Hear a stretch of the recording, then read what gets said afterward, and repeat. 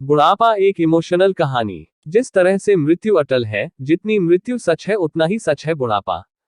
हर वह आदमी या वस्तु जिसका जन्म होता है उसका नाश होने से पहले वह पुरानी या बुरी भी होती है, और आज की ये बुढ़ापा एक इमोशनल कहानी इसी सत्य पर आधारित है।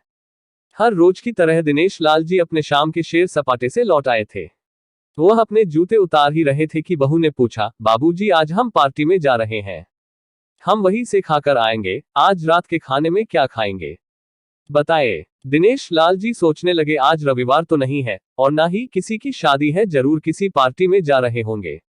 छोड़ो, मुझे क्या करना है इस उम्र में। अपने विचारों पर काबू करते हुए दिनेश लाल जी बोले, ऐसा करो बेटा, मेरे लिए 2 रोटियां बना दो, दूध के साथ रोटियां ही खाऊंगा। बहू तुरंत बोल उठी, बाबूजी सुबह ही जो बनाई थी उनमें से 2 रोटियां अभी भी बची हुई है, अगर आप।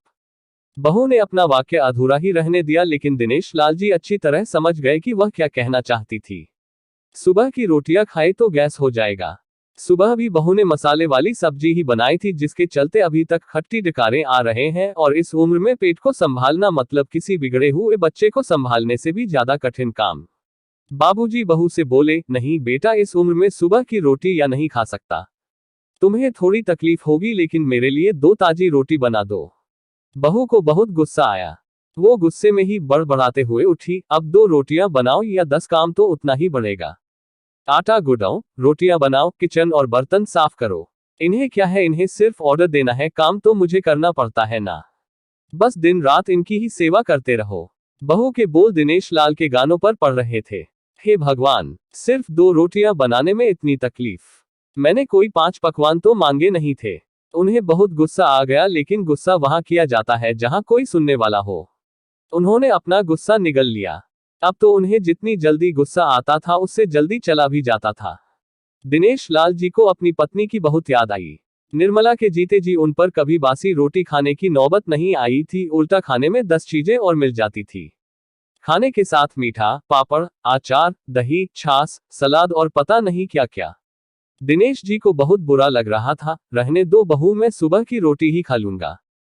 फिजूल में तुम्हें तकलीफ होगी, और वैसे भी तुम्हारे हाथों की रोटी बहुत मुलायम होती है, मुझे चलेगा। मेरी वजह से तुम लोगों को देर नहीं होनी चाहिए। बहू को तो सोने से पीला मिल गया। वह अपने आवाज मीठी करते हुए बोली, बाबूजी आप चाय लेंगे क्या? दिनेश लाल जी अपने चाय पीने की इच्छा को दबाते हुए बोले, वैसे कोई खास इच्छा नहीं है चाय पीने की, मगर तुम अपने लिए बना रही हो तो मेरे लिए भी थोड़ी बना देना। हाँ बाबूजी, मैं अपने लिए बनाने वाली हूँ, आपके लिए भी बना देती हूँ। बोलकर बहू रसोई घर के अंदर चली गई। दिनेश लाल जी खुद से ही बातें करने लगे, अभी तो लाखों की जायदाद है मेरे पास। ये घर भी मेरे नाम पर है और खाते में भी लाखों रुपए पड़े हैं। कभी बेटा विषय निकालता है तो मैं बोलकर टाल देता हूँ कि मेरे बाद तेरा ही तो है सब कुछ, और फिर भी 1 कप चाय और 2 ताजी रोटियों के लिए तरसना पड़ता हो तो उन बूढ़ों का क्या होता होगा जिनके पास संपत्ति के नाम पर शिवा पुरानी यादों के कुछ भी नहीं होता। निर्मला को याद करके दिनेश लाल की आंखों में आंसू चमकने लगे और धीरे से गालों पर सरके। निर्मला के होते हुए उन्होंने घर का कोई भी काम नहीं किया था।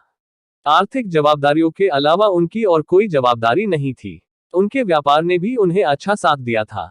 वह भी निर्मला से बहुत प्यार करते थे, लेकिन कभी जता या बता नहीं पाए। वह ये सच्चे दिल से मानते थे कि निर्मला उनकी किसी पूर्व जन्मों के पुण्य का फल है, लेकिन जिंदगी की भाग दौड़ में वह निर्मला की मन की इच्छाएं पूरी कर ना सके। उन्हें वैष्णो देवी जाना था, लेकिन हर बार यह यात्रा अगले साल के लिए पोस्टपोन्ड हो जाती। घर बार और संसार की जिम्मेदारियां संभालते संभालते कब उनकी इच्छाएं उन्हीं के साथ चली गई पता ही नहीं चला। दिनेश लाल जी ने देखा उनके पोता और पोती दोनों ही स्कूल से आ गए थे। दोनों ने अपना बस्ता सोफे पर फेंका और दादा जी की तरफ दौड़कर उनके गले लगते हुए कहने लगे, चलिए ना दादाजी, खेलने चलते हैं। यही निस्वार्थ प्रेम के कुछ पल थे जिनमें दिनेश लाल जी भी बच्चों के साथ बच्चे बन जाते थे और सारे अपने दुख और यादें भूल जाते थे। वह कुछ बोल पाते उससे पहले ही बहू ने कहा, चलो छोड़ो दादाजी को, हमें पार्टी में जाना है, जल्दी से आकर तैयार हो जाओ, पापा भी आते ही होंगे। दोनों ही बच्चे दादाजी को छोड़ मम्मी की तरफ भागे। उनकी पोती 7 साल की थी और पोता 5 साल का था। दिनेश लाल जी अपनी सोच में डूबे हुए बालकनी की तरफ गए। बालकनी में धीमी ठंडी पवन में उनका स्वागत किया। बहू उनके लिए चाय बनाकर लेकर आई। बालकनी में रखी अपनी कुर्सी पर बैठकर दिनेश लाल जी घुट घुट करके चाय पी रहे थे। पी क्या रहे थे, निगल रहे थे, क्योंकि चाय के नाम पर सिर्फ कम शक्कर वाला गर्म पानी था, ना इलायची ना अदरक। दिनेश लाल जी मन ही मन सोचने लगे, बहू के जाने के बाद आज खुद अपने हाथों से चाय बनाऊंगा, इलायची अदरक और थोड़ी सी ज्यादा शक्कर डालकर, और उसके साथ रोटियां खा लूंगा, रोटियां खाऊंगा। रोटियों की याद आते ही उनका मुंह फिर खट्टा हो गया। चाय खत्म होने पर खाली कप लेकर वह किचन में रखने गए तो वहां देखा कि बहू और बच्चों का कप धोके पड़ा था। उन्होंने भी अपना कप धोकर रख दिया और अपनी डायरी लेकर बालकनी में आ गए। बालकनी में बैठे बैठे उनकी नजर सूखी हुई तुलसी के पौधे पर गई। उन्होंने एक लोटा पानी लाकर उसमें डाल दिया। कुछ मिनटों बाद ध्यान से देखने पर उन्हें पता चला कि सूखे हुए तुलसी के पौधे में नई कुपले जैसे मुस्का रही हो। टुडे याद आया कि निर्मला हर सुबह तुलसी को पानी और शाम को दिया दिखा दी थी। अब तो शाम को ना तुलसी को ना ही भगवान के मंदिर में दिया जलता है। पता नहीं कितने संस्कार, इतनी अच्छी आदतें निर्मला अपने साथ ले गई थी। दिनेश लाल आसमान की तरफ देखकर बोले, शकुंतला, मुझे और इस घर को अभी तुम्हारी जरूरत थी। तुम क्यों हमें छोड़कर चली गई? तुमने मुझे धोखा दिया, तुमने हमेशा साथ रहने का वचन तोड़ दिया। तुम मुझे अकेला छोड़कर चली गई। दिनेश लाल की आंखें भर आई। पापा, इतनी ठंडी हवाएं बह रही है और आप है कि बालकनी में बैठे हैं। अंदर आ जाए, नहीं तो बीमार हो जाएंगे, बेटे ने दिनेश लाल जी से कहा। बेटा, बहू और पोता पोती सब तैयार होकर पार्टी के लिए निकल रहे थे।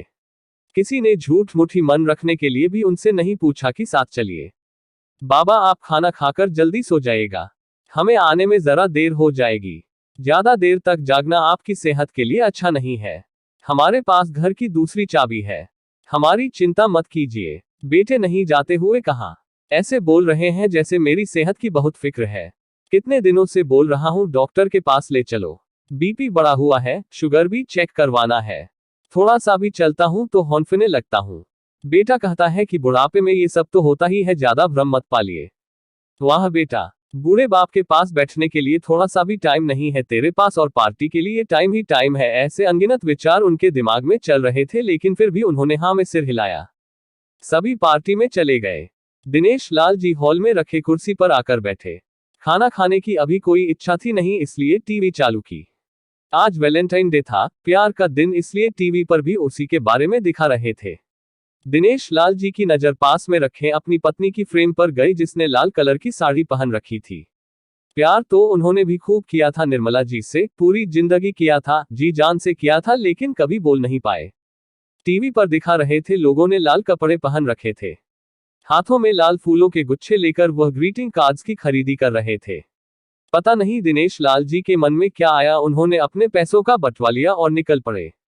निर्मला जी के याद में चलते चलते वो एक आइसक्रीम पार्लर के पास पहुंचे। उनको श्वास चढ़ गया था, उनके सांसों की गति तेज हो गई थी। आइसक्रीम पार्लर के पास एक कुर्सी पर वह आकर बैठे, तभी वहां पर एक छोटी बच्ची आई जो गुब्बारे बेच रही थी। बच्ची बोली, दादाजी गुब्बारे लोगे क्या? इतने ही बचे हैं, बिक जाएंगे तो जल्दी घर चली जाऊंगी। दिनेश लाल जी ने देखा 10-12 रंग बिरंगे गुब्बारे थे। उन्हें याद आया कि निर्मला जी को भी गुब्बारे बहुत पसंद थे, लेकिन अब गुब्बारे लेकर क्या करूं? उन्हें बच्ची की आंखों में सच्चाई और आशा दिखी। उन्होंने 200 रुपए दिए और सारे गुब्बारे खरीद लिए। उन्हें फिर से निर्मला जी की याद आई, क्योंकि वह भी घर से निकलते समय हमेशा थोड़े एक्स्ट्रा पैसे लेकर निकलती थी और किसी ना किसी जरूरतमंद की मदद किया करती थी। कभी वो टोकते तो वह कहती, हमें भगवान ने लेने वालों के नहीं देने वालों की लाइन में खड़ा किया है, और थोड़े से रुपयों के बदले में लाखों की दुआएं मिलती है, तो मुझे टोका मत कीजिए। आंखों में आंसुओं के साथ दिनेश लाल जी खड़े हुए रास्ते के बीचों बीच आए। उन्होंने आसमान की तरफ देखा, अपने हाथों में पकड़े गुब्बारे आसमान में छोड़ दिए और चिल्लाकर बोले, निर्मला, मैं तुमसे प्यार करता हूं। उनके सांसों गति बढ़ गई, उनका शरीर लड़खड़ाया और जमीन पर धड़ से गिर पड़े। आसपास के लोगों को कुछ भी पता चल पाए उससे पहले ही दिनेश लाल जी ने इस मोहमाया की दुनिया को अलविदा कह दिया। उन्हें अपनी पत्नी से मिलने की बहुत जल्दी थी। आपको ये कहानी कैसी लगी, नीचे कमेंट करके हमें जरूर बताइएगा। अगर आपको ये कहानी पसंद आई हो तो अपने दोस्तों के साथ जरूर शेयर करें, और ऐसी ही प्यारी कहानियां सुनने के लिए हमारे YouTube चैनल से जुड़े।